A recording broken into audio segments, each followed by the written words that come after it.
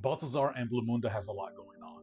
It is part historical fiction, part fantasy, also a beautiful parable of the heights people can reach when they work together.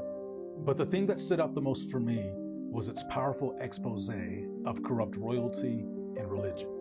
In this book, we find a picture of what life looks like when politicians and priests only pretend to care about the people they've been appointed to serve.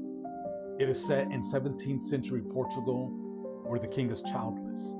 Church leaders tell him that God will grant him an heir only if he promises to build a convent for them. This book tells the story of how the king kept his promise by building a massive monument at Mafra for them. I visited this building recently. You are dwarfed as you approach it. It is beautifully situated high on a hill and visible from miles away.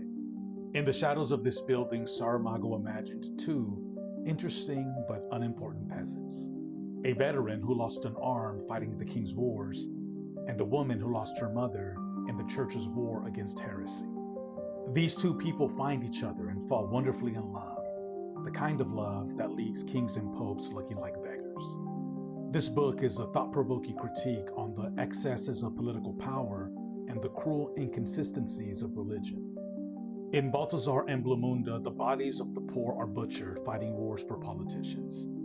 The bodies of the poor are literally crushed in the process of building religious monuments, all for the sake of a national pride and a surface-level piety.